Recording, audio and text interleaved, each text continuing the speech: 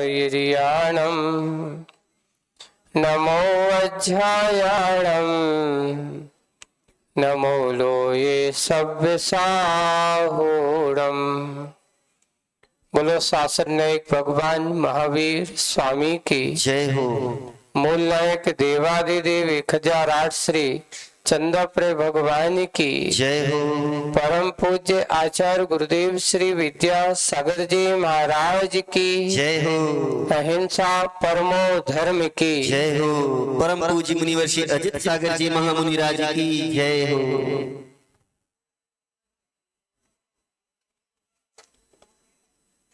गीत और संगीत की बात हो। संगीत की दुनिया में संगीन रहने वाला ये संसारी आत्मा राग रंग और श्रृंगार रंग अंतरंग की उस परिणति में लवलीन हो जाता है। कल उसी बात को एक मुखबाटी में बहुत अच्छा सूत्र मिला कि वस्तुतः संगीत कौन है और प्रीति किसे कहा। संगीत वह है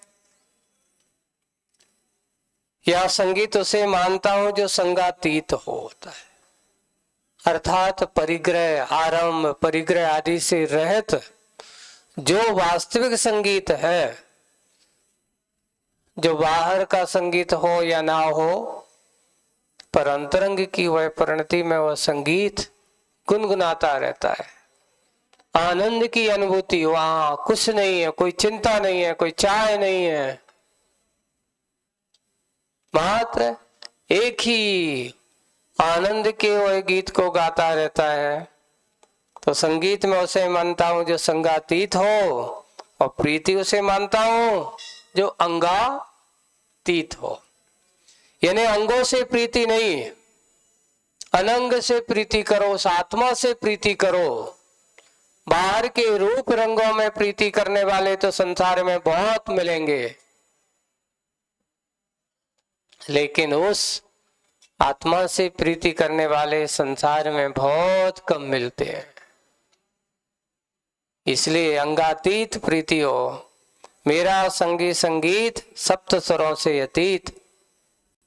और दूसरी बात एक और कल अपन ने समझी थी कि देखिए ये संगीत जो संसार का जो है, जिसे सुनकर के लोग तन्मय हो जाते हैं, मदोन्मत्त हो जाते हैं, खो जाते हैं राग रंग में, वो क्या है, उसके स्वभाव क्या है, उसकी परिणति क्या है। लिखा है कि श्रृंगार के अंग अंग ये खंग होता है और सील वाले हो। आप एक खंग का अर्थ क्या है, खड़ग।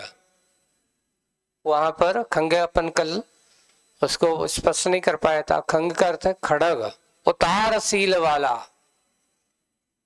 तलवार को आपने देखा है कैसी होती तलवार?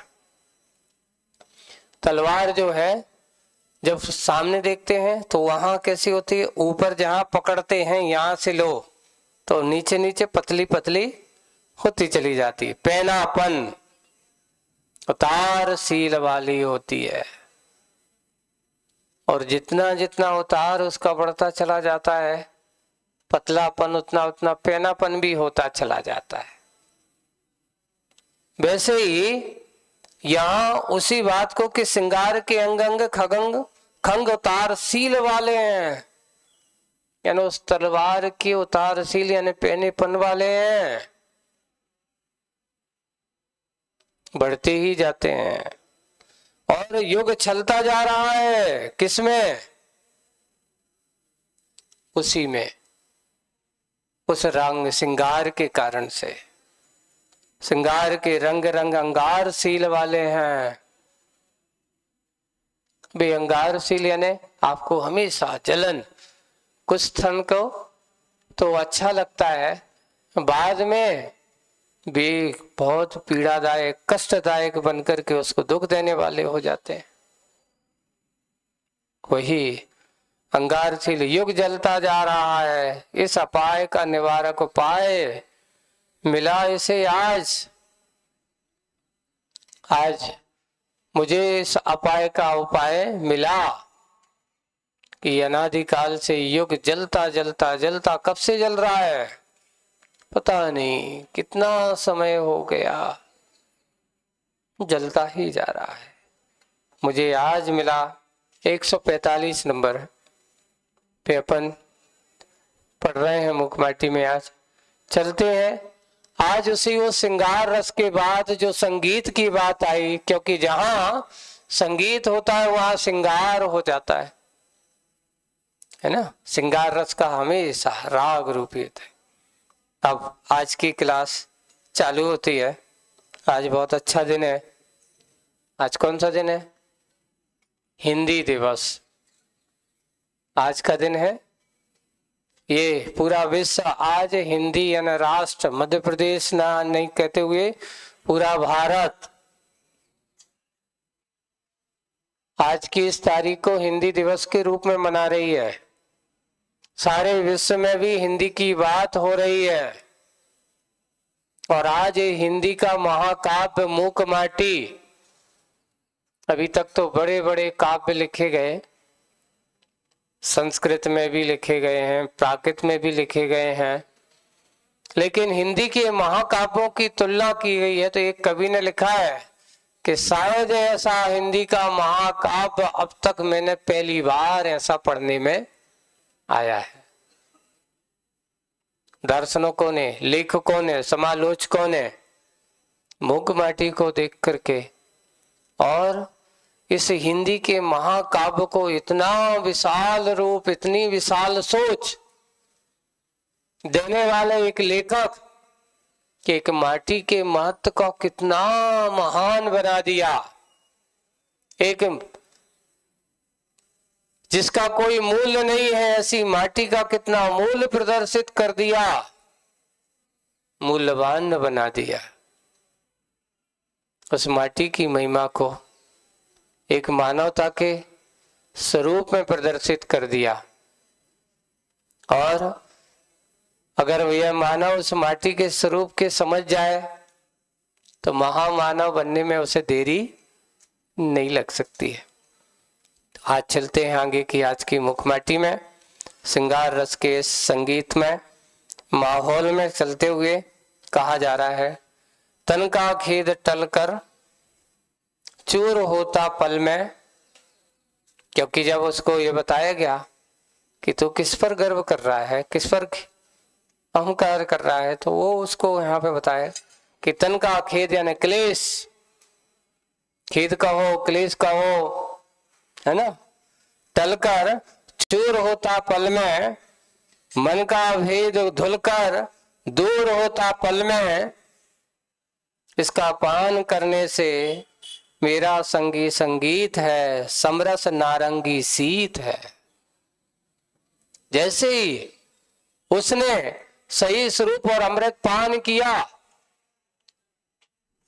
शिल्पी के मुख से श्रृंगार रस की बात का परित्यजन करने की बात कही कि तो इससे दूर रहे, क्योंकि ये तेरे लिए वह खड़क के समान भी हो सकता है,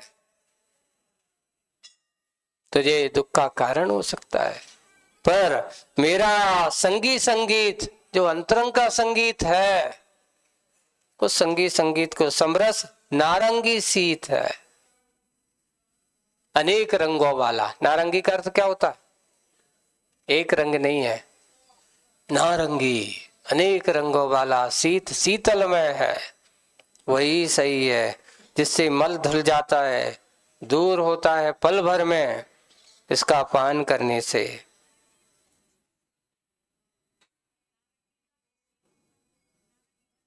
शीतल है। नारंगी के अर्थ नाना रंग भी होता है ना, नाना रंग भी होता है। और एक नारंगी का शीत, जैसे संतरा, उसको भी नारंगी कह देते हैं ना, हाँ, तो वो भी नारंगी है, लेकिन नाना रंगी अर्थ उसमें एक ये है कि नाना रंग रूप है। तो ऐसे ही ये दुनिया की परिणति तो नारंगी के समान शीत स्वभाव भी है, ऐसे शीतल रंगों में रंगा हुआ भी है। नारंगी शीत है, किसी भय में बंद करके रह सकूं, रहा नहीं जाता है। यानी किसी एक उम्र में, वय में अर्थात न बचपन में, न जवानी में, न प्रौढ़ अवस्था में और न बुढ़ापे में, इसको किसी भय में बंद करके रह सकूं, रहा नहीं जाता है। और किसी लय में सद करके कह सकूं, कहा नहीं जाता है। क्योंकि अंतरंग का गीत उसे कोई लय से नहीं, अंतरंग के गीत तो उसकी लय ही कोई छंदों में नहीं है। यहाँ किसी कहीं लय को सद करके कह सकूं, कहा नहीं जाता। मेरा संगी संगीत मुक्त नंगी रीत है। वहां कोई नंगी रीत करते, यहाँ पे वह नग्न दिगंबर स्वरूप, मुक्त स्वरूप, जहां कोई तन से कोई राग नहीं, एकदम वितराग स्वरूप है, वितरागता से भरपूर है। इसलिए मेरा संगी संगीत मुक्त नंगी रीत है। और देखो कल्पना करते हैं वो कैसा है, तुलना की जा रही है आपको। अगर सागर की ओर दृष्टि जाती है तो गुरु गारव सा, जैसे अगर सागर की ओर दृष्टि जाती है तो गुरु गारव सा कल्प काल वाला लगता है। यानी कल्प काल किसे कहते हैं? करोड़ों वर्ष वाला। कूड़ा कोड़ी में कूड़ा कोड़ी का गुणा कर दो, है ना, तो कूड़ा कोड़ी होता है। और कूड़ा कोड़ी को भी कूड़ा कोड़ी से विभाजित करो तब कल्पकाल जैसी स्थितियां आती है। इसलिए उसका सीधा करोड़ों साग बरसों वाला, जिसकी कोई आज तक हम बांधने की कोशिश करें नहीं सकता। जैसे आप सागर के जल राशि को देखते हो तो कहां तक जहां देखो पानी ही पानी नजर आता है। उसे बांधना, उसकी सीमा को आंकना जैसे संभव नहीं है, लेकिन फिर भी कहीं ना कहीं तो सागर की सीमा है। लेकिन संसार सागर की सीमा नजर नहीं आती, असीम। फिर भी हम वर्तमान के से जल राशि को देख करके ऐसा लगता है कि असीम है, बहुत है, बहुतपन का महसूस होता है। पर बंधु ऐसा नहीं है, वो सीम वाला होकर के सागर लगाता है अध्यात्म। लेकिन अगर लहर की ओर दृष्टि जाती है, पहले सागर की ओर दृष्टि जाती तो कैसा कल्पकाल जैसा वाला लगता है, और अगर लहर की ओर दृष्टि जाती है तो कैसी लगती है? अल्पकाल वाला लगता है सागर। एक ही वस्तु अनेक भंगों से भंगायत है, अनेक रंगों से रंगायत है, तरंगायत मेरी संगी संगीत है, सप्तभंगी रीत है। ये दुनिया की परिणति के बारे में कहा। सागर को देखते हैं तो कैसा लगता है? बहुत है। और सागर की लहरों को देखते हैं तो एक लहर बनती है ना, और दूसरी लहर दूसरे क्षण वो बड़ी हो जाती है, मिटती चली जाती है, बढ़ती चली जाती है। देखो ये बताओ, शुरुआत में जब लहर की उत्पत्ति होती है तब कितनी होती है? बड़े अच्छे से जाकर के किसी शांत जलाशय या नदी के किनारे पहुंच जाना तुम, है ना, और जाकर के बहुत अच्छे से जाना है तो कभी कुंडलपुर में जाकर के देखना, वर्धमान सागर में। अभी यहाँ तो अपन देख कह सकते जो सामने देखे। और जल मंदिर के पास बैठ करके तुम एक छोटा सा पत्थर बीचों बीच में डालना, है ना, फिर वहां से तुम गौर से देखना,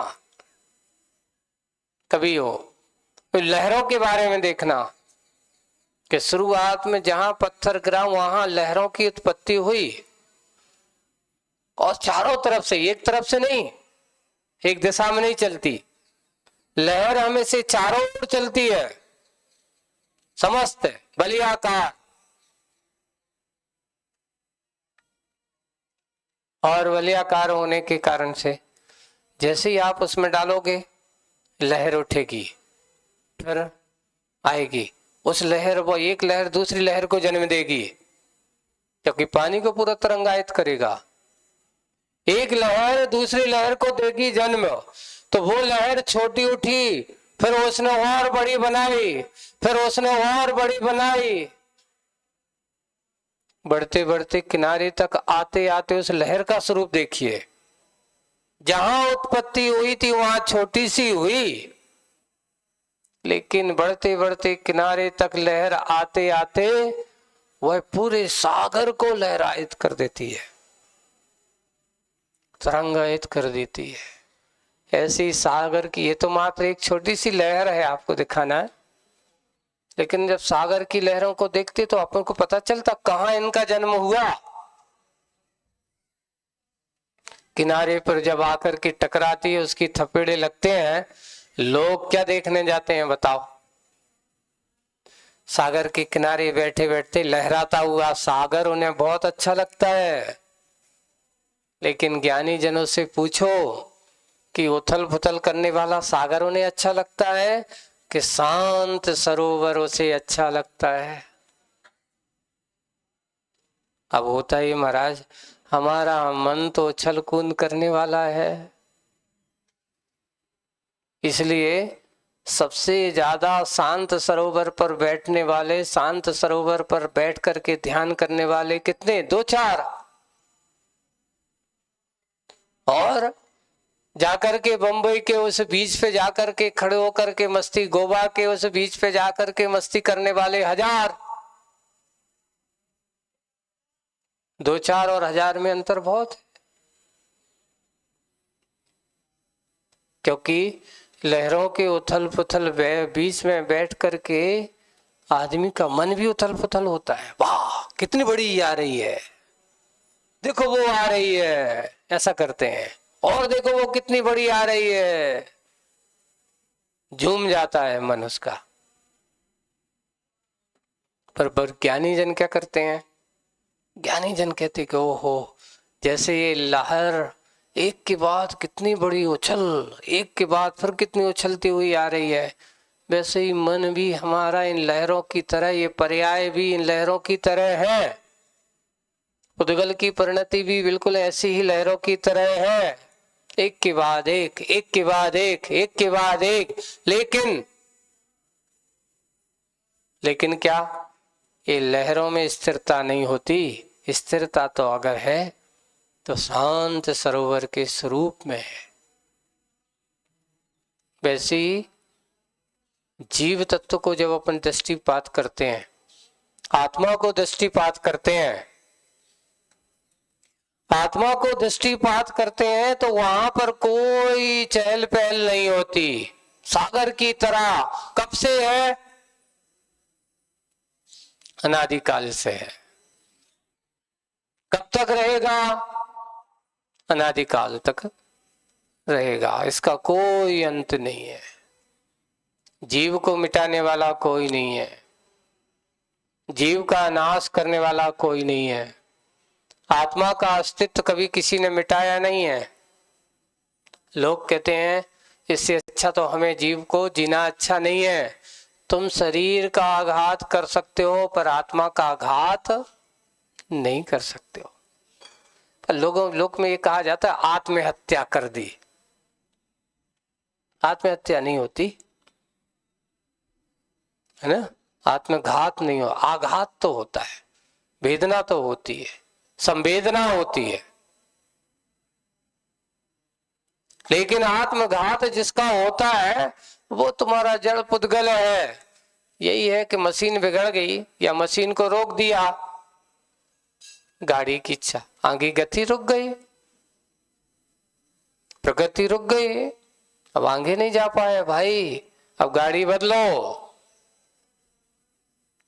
अब तुम्हें नई गाड़ी मिलेगी, क्योंकि श्वास रुकी, दफना गया, आंख मुदी, अपना गया, 2 दिन का मेहमान, श्वास रुकी और दफना गया, ऐसा कहा गया। ये सपने की दुनिया है जिसे अपन देख देख करके मेरा तेरा मेरा तेरा मेरा तेरा करते रहते हैं। ये मेरा है, ये मेरा अच्छा है, ये मेरा स्वरूप है, ये मेरा घर है, ये तेरा घर है, ये मेरी जमीन है, ये तेरी जमीन है। पर बड़े सोचो कि इतने बड़े बड़े जमींदार इस धरती पर आए, है ना। एक भरत चक्रवर्ती ने भी सोचा होगा, ये ऐसे ऐसे हमारे 1 नहीं 2 नहीं 3 नहीं पूरे 12 चक्रवर्ती हुए इस काल में, और पूरे आज कितने खंड के अधिपति हैं वो? 6 खंड के। तुम्हारे अब तो अभी 1 ही खंड है, जो तो सोचते हो अपन 1 खंड भी नहीं है, वे तो 6 खंडाधिपति होते हैं। सोचो, अपन तो छोटी सी जमीन पे इतना सोचते कि ये जज मेरी है, इसके अलावा और कोई की हो ही नहीं सकती है। वो भी सोचता था कि मैं देखो 6 खंड का स्वामी हूं। पता चला जैसे ही 6 खंड के स्वामी की आयु कर्म पूरी हुई, श्वास रुकी, ना उसकी खंड बचे, ना उसकी धरती उसकी रही। आज तक ये धरती का स्वामी कोई ना हुआ है, ना कभी होगा, ना कभी होने वाला है। ये तो भ्रमणा है, मानसिकता है हमारी कि मेरी है मेरी है मेरी है। बस कुछ दिन के लिए तुम्हें उपभोग करने के लिए मिली है, उपभोग करो। कल किसकी होगी कोई पता नहीं है। बस यही है कि जब हम आत्मा को देखते हैं तो कल्पकाल के सागर की तरह दिखाई देता है, कोई और छोर नहीं है। लेकिन जब इस जड़ पुद्गल वस्तु को देखते हैं, ये जड़ रूप संसार को देखते हैं, तो कैसा दिखाई देता है? उस लहरों की बात ही, एक के बाद फिर दूसरी, एक नश्वर है, दूसरी मिटती है, तीसरी खड़ी हो जाती है। लहरों की तरह ये संसार है, बाकी और कुछ भी नहीं है। ऐसे ही लहरों की ओर दृष्टि जाती, अल्पकाल लगता है सागर। एक ही वस्तु है, अनेक भंगों वाला, अनेक भंगों में भंगायत है। सागर एक ही है तो जल और लहरें दोनों में अंतर है। अनेक रंगों में रंगायत है, तरंगायत है। मेरा संगी संगीत, वैसे ही आपको अपना सोचो, मेरा संगी संगीत सप्तभंगी रीत है। ये 7 भंगों की रीत है। आगे सुख के बिंदु से उब गया था यह। कैसा हो गया था? बहुत संसारी आत्मा है, रागी है, राग के रूप में आनंद बनाने वाला है ना। श्रृंगार को समझाए, सुख के बिंदु से उब गया था यह, दुख के सिंधु में डूब गया था यह। कभी हार से सम्मान हुआ इसका, कभी किससे क्या हुआ? हार से। अब देखो हार से 2 अर्थ हैं। कभी किससे हुआ सम्मान आपका? किसी ने तुम्हें अच्छा हार पहना दिया, माला पहना दी, आप खुश, वाह मेरा सम्मान हो गया। ये दुख का हार है। और कभी आप जो चाहते थे, जीतने की कोशिश करते रहे पर हार गए, पराजित हो गए, उससे भी सम्मान हुआ तुम्हारा। अंतर इतना सम्मान दोनों में है, एक हार का सम्मान और दूसरा हार का अपमान भी तुम्हारा सम्मान ही है। लोग क्या कहते हैं, अरे भैया ऐसा हो गया होगा, वैसा हो गया, कछु बीच में समझौता हो गया होगा। सब तरह से लोग कहते हैं। ऐसे यही है, डूब गया था यह, कभी हार से सम्मान हुआ इसका, कभी हार से अपमान हुआ इसका, और कहीं कुछ मिलने का लोभ मिला इसे, कहीं कुछ मिटने का क्षोभ हुआ इसे। बहुत मिल गया, कैसा हो गया? बिल्कुल लोभ, बहुत अच्छा, मेरे लिए कितने दिन से इच्छा थी भैया कि कब मिले कब मिले कब मिले, और जो मिल गया, और मिल जाने के बाद वो मिट गया, मिट गया तो क्षोभ हो गया, खेद खिन्न हो गया, ओहो हमारी बहुमूल्य वस्तु चली गई, मिट गई, कुछ मिटने का क्षोभ मिला इसे, कहीं सगा मिला कहीं दगा। जब अच्छा मिला तो कहते ये तो मेरे है, और कोई ने तुम्हारी चीज को उठा लिया तो कहते दगा। कहीं सगा मिला कहीं दगा, भटकता रहा अभागा यह, परंतु आज इस सब वैषम में मिट गए हैं, मिट से गए हैं। आज ये सारे के सारे वैषम यानी विपरीतताएं कैसी हो गई हैं? मिट से गए हैं। जब से मिला है यह मेरा संगी संगीत, स्वस्थ जंगी जीत है। अर्थात ये उसे अपना आत्मा का संगीत मिल गया, बाहर का संगीत नहीं। जब से मुझे मिला संगी, मेरा संगी संगीत, साथ में रहने वाला, चिंतन करने वाला है। एक बार एक बहुत अच्छा कवि था, और उसने अपना अच्छा गीत गाया, सबके मन को लुभाया। एक कवि ने अच्छा गीत गाया, सबने मन को अच्छे से लुभाया, बाद में अच्छी सी तालियां भी पाई, अच्छी तालियां भी पाई, लेकिन जब आखिरी में हाथ में आया कुछ तो मन खेद खिन्न हो गया। बोले कि इतनी तालियां बजवाई, पर तालियों के हिसाब से मुझे क्या ना मिल पाई, तो विदाई ना मिल पाई। बताओ, ये तो बड़ा दुख हो गया। एक समय तो बड़ा आनंद आ रहा था, सुना रहा था, सब लोग अच्छे हो रहे थे, पर सोचा था, कल्पना की थी कि मुझे तो बहुत अच्छा होगा, इस बार तो अच्छी विदाई मिलने वाली है। पता चला कि लाख मिलने वाले थे, पर 1000 में ही निपट गए। आशाएं बड़ी जागी थी। ये मन के गीत, बाहर के गीत है। ये कौन से गीत हैं? ये दूसरों को नचाने के गीत है, नाचने के गीत नहीं है। एक वो संगीत है जो किसी बाहर की अपेक्षा नहीं रखता। बैठ जाते हैं यों चिंत निज में थिर भये, तिन जो अखत आनंद लहो, सो इंद्र नाग नरेंद्र वाह, अहमेंद्र के नाही कहो। ऐसा कहा गया। वो गीत, वो संगीत है उनका। सो इंद्र नाग नरेंद्र वाह, किसके नहीं होता वो आनंद? वो जब वे ध्यान रूपी परिणति में बैठ जाते हैं, शुक्ल ध्यान की परिणति में लवलीन हो जाते हैं, अरे ऐसा आनंद, ऐसा संगीत जो शब्दों से परे है, बाहर के वाद्य यंत्रों से परे है। अंतरंग की परिणति वही है मेरा संगी सा स्वस्थ जंगी जीत। स्वस्थ का अर्थ क्या होता?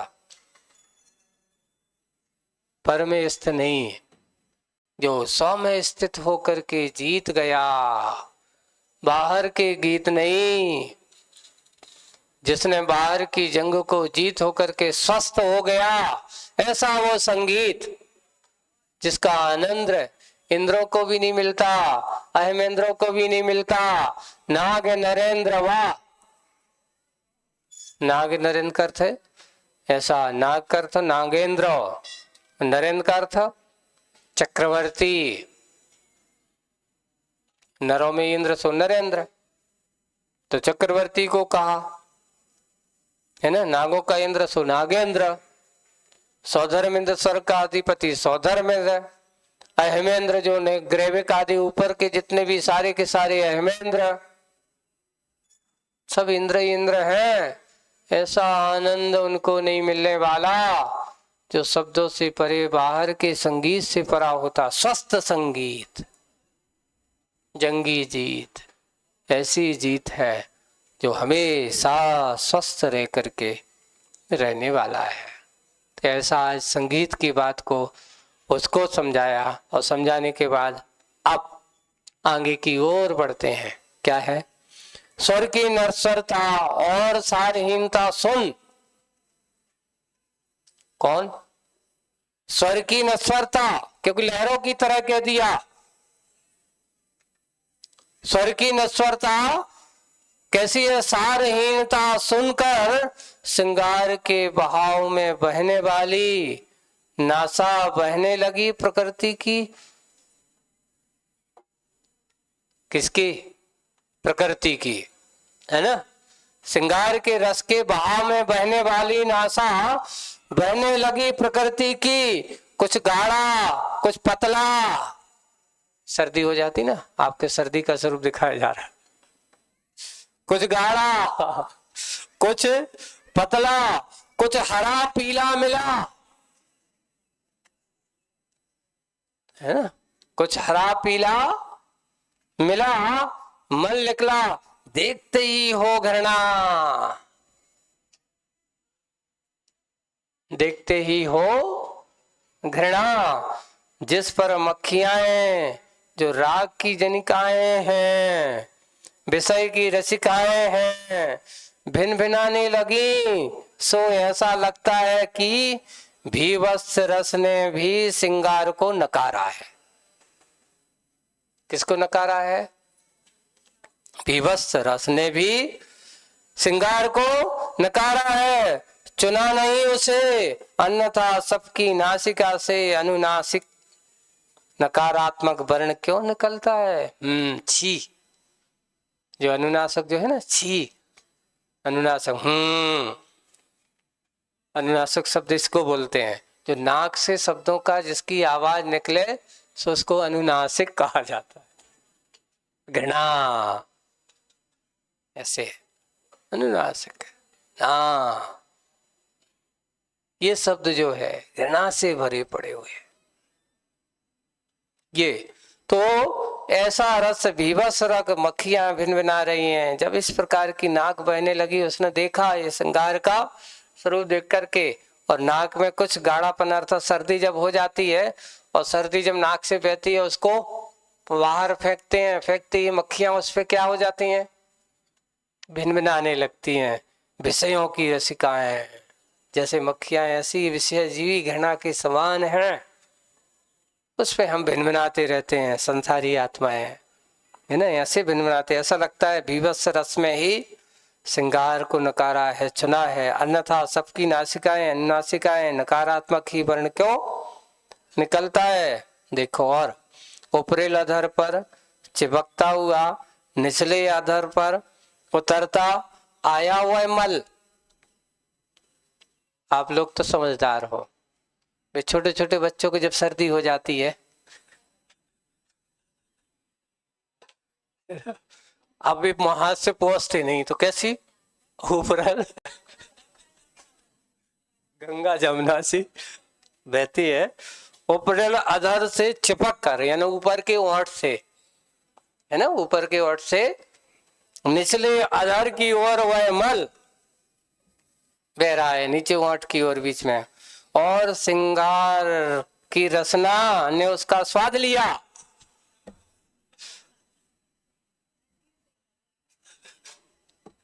श्रृंगार की रसना ने उसका स्वाद लिया बड़े ही चाव से। कैसे? बड़े ही चाव से, जिसे देखकर श्रृंगार की अज्ञता पर सब रसों की मूल जनिका स्रोता स्वनी, है ना, स्रोत की स्वनी, ऐसी जन्म देने वाली, सारे रसों की जननी, सभी रसों को जन्म देने वाली, ऐसी श्रृंगार की अग्रता पर सब रसों की मूल जनिका स्रोतस्विनी प्रकृति मां कुपित हो आई। क्या करता है? जैसे माँ जब कोई बच्चा है उसको तो नहीं पता, और जैसे ही वो देखता है अरे जी ऐसा कर रहा है, तो वो माँ उसके गले पे एक क्या करती है, वो माँ कुपित हो आई और श्रृंगार के गालों पर 2-4 चांटे दिए। क्या करता है? श्रृंगार के गालों पर 2-4 चांटे दिए। बाल लाल के गाल ये प्रबाल समलाल हो आए। प्रबाल पृष्टि है ना, वो गुलाबी गुलाबी जो आप देखते ना, तो न लाल होती ना एकदम सफेद होती है। और जब उसके गाल पर उसके 2 चांटे पड़े तो उसके गाल कैसे हो गए? प्रबाल सम लाल हो आए। सुत को प्रसूत कर विश्व के सम्मुख प्रस्तुत करने मात्र से माँ का सतित्व। वाह, बहुत अच्छी बात आ रही है आपको कि माता वह अकेली नहीं है। माता कौन होती है? मूक माटी में माता का सही लक्षण दिखाया जा रहा है आपको कि माँ कैसी होती है, माँ का कैसा गुण होना चाहिए, माँ का स्वरूप कैसा होना चाहिए। तो मात्र एक कहा सुत को प्रसूत कर, प्रसूत अर्थात जन्म देकर, मात पुत्र को जन्म देकर विश्व के सम्यक प्रस्तुत करने मात्र से, सारे विश्व के सामने प्रस्तुत करने मात्र से माँ का सतित्व है विश्रुत सार्थक नहीं होता। विशेष श्रुतियां सुनकर के सार्थक नहीं होता। प्रत्युत क्या होता है? सुत संतान को, सुसुप्त शक्ति को सचेत, जो उसकी सुत यानी संतान, सुत कहो, पुत्र कहो, पुत्री कहो, है ना, सुत संतान की सुसुप्त शक्ति को, जो उसके अंदर सोई हुई है, वो नहीं जानता, वो तो अज्ञानी है, उसको बताने की जरूरत है। उसको अभी पता नहीं है कि क्या करना चाहिए कि क्या नहीं करना चाहिए, उसे नहीं मालूम है। सुत संतान को, सुसुप्त शक्ति को सचेत और 100% सशक्त साकार करना होता है संस्कारों से। संतों से यही श्रुति सुनी है कि माँ ही अपने बच्चों को सत्संस्कारों से संस्कारित करती है। अगर माँ अपने बेटे के गलत कार्य को देख करके और उसको डांटती नहीं, उसके गाल पर थपेड़ लगाती नहीं, तो समझ लेना वो माँ उसकी सबसे बड़ी दुश्मन है, वो माँ नहीं है। माँ का काम होता है कि अगर संतान किसी गलत कार्य में तत्पर हो, गलत कार्य में लगी हो, तो तत्काल उसको सचेत करती है कि देख तुझे ये गलत कार्य करना उचित नहीं है। ऐसा कहा, किसने कहा? संतों की यही श्रुति सुनी है, ऐसा मैंने नहीं कहा, मैं नहीं कह रहा हूं, हमारे संतों ने भी यही कहा है। और क्या करें?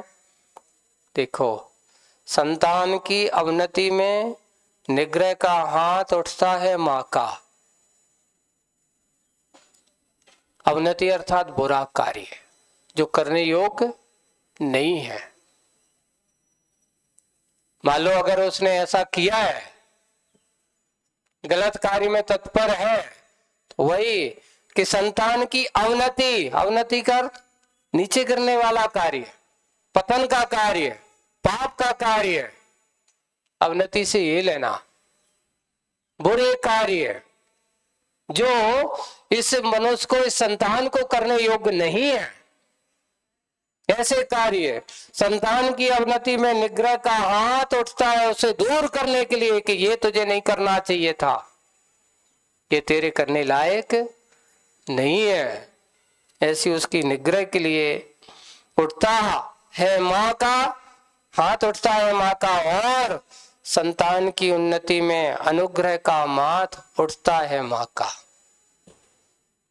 अगर कोई संतान बुरा कार्य करती है तो बदनामी किसकी होती है बताओ?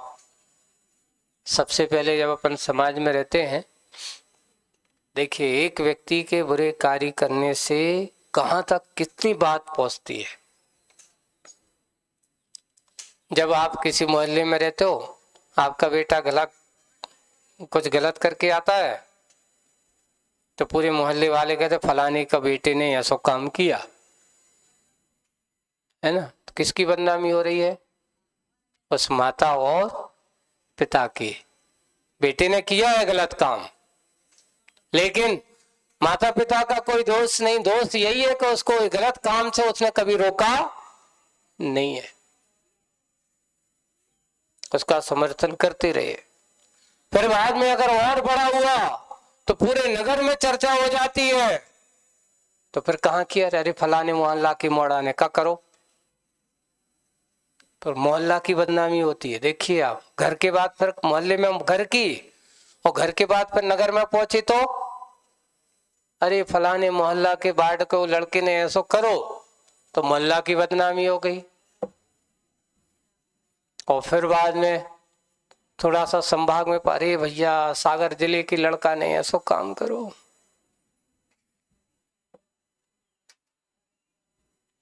पूरे जिले की बदनामी होगी एक व्यक्ति के करने से, पूरा जिला बदनाम हो गया। और फिर बाद में पूरे देश की बात जब आई, जब एक व्यक्ति ने ऐसा काम किया, रो मध्य प्रदेश में ऐसा हो गया, मध्य प्रदेश के व्यक्ति ने ऐसा कर दिया, वहां मध्य प्रदेश आ गया, प्रदेश मुक्त हो गया एक गलत काम करने वाले से। और जब पूरे देशों में विश्व की बात आएगी तो बोले कि भारत देश में ऐसा हो गया। और जब कोई एक अच्छा काम करता है तो देखिए, जैसे यहाँ पर अच्छाई के क्षेत्र में, उससे कई गुनी विकास के क्षेत्र में, कि एक जैन समाज के बेटे ने ऐसा काम किया, पूरे मोहल्ले में चर्चा होती, नगर में चर्चा होती, देश में चर्चा होती, प्रदेश में चर्चा होती है।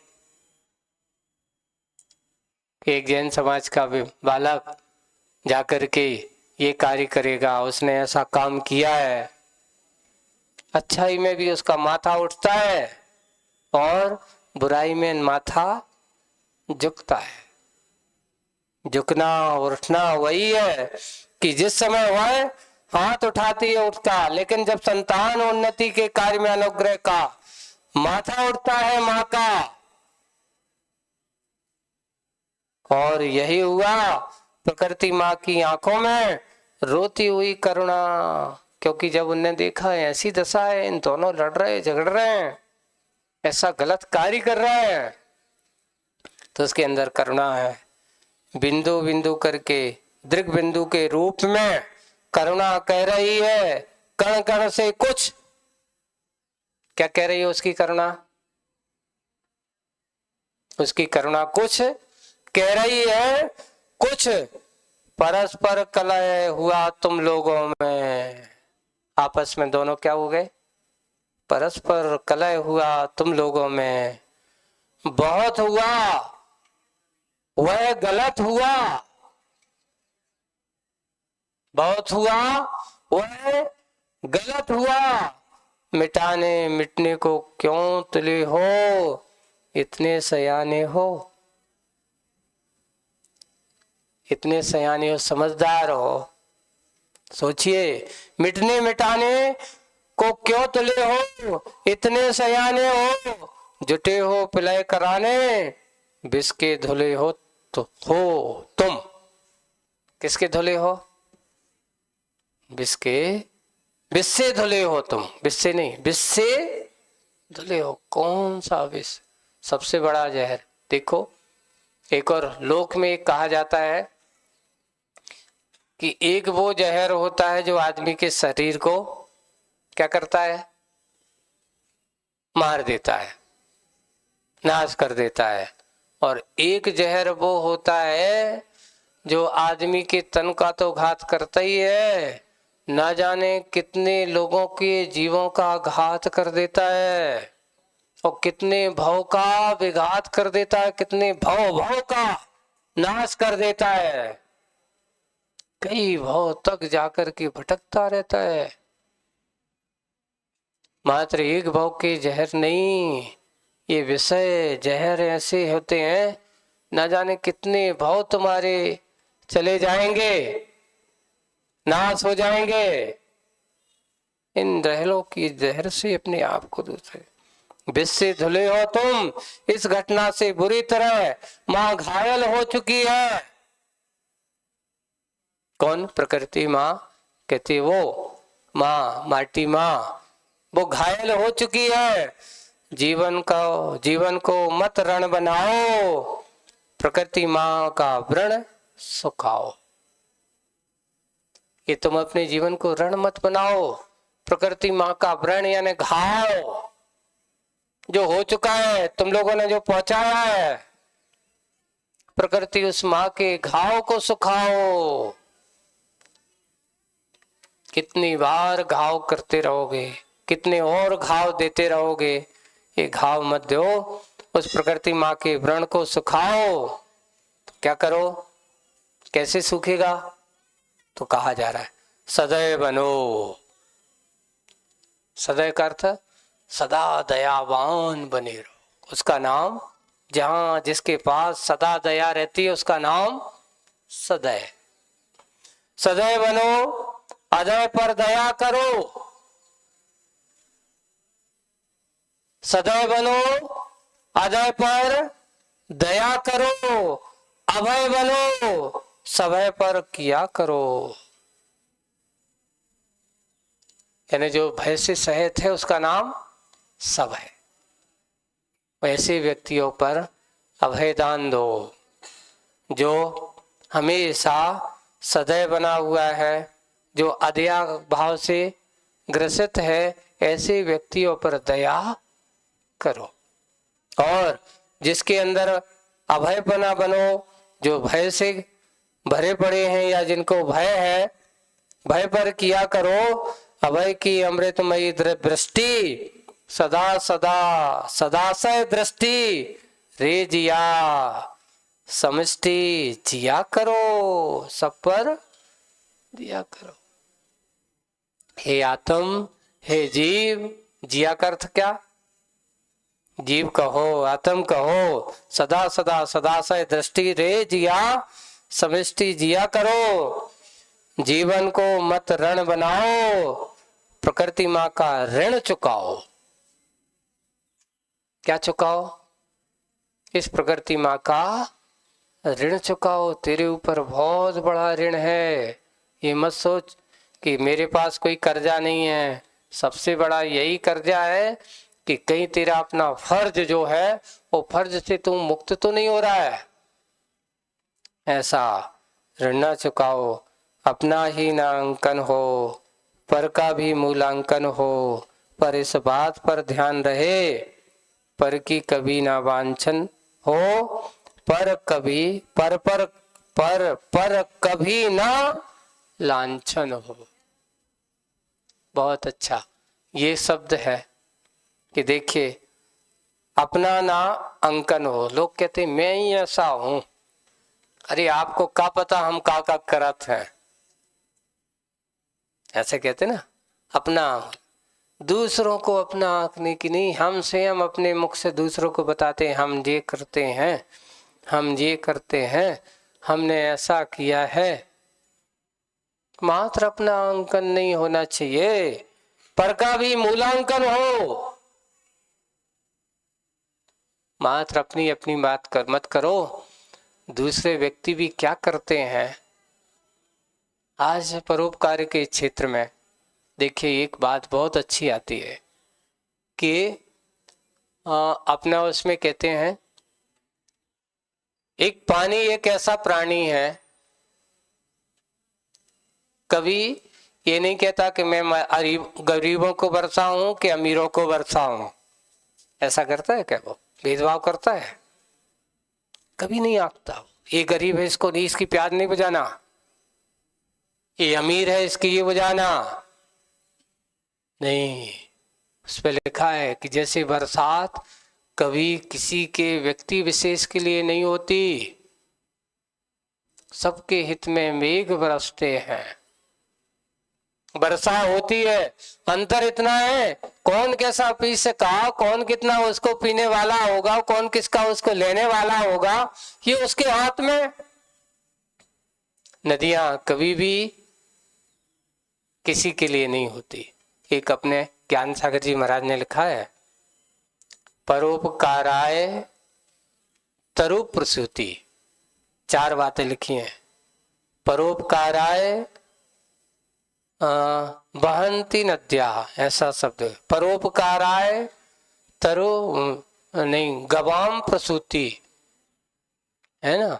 और परोपकाराय सताम विभूति। 4 प्रकार के कि परोपकार के लिए तरु अपने फल फूल देते हैं। किसके लिए?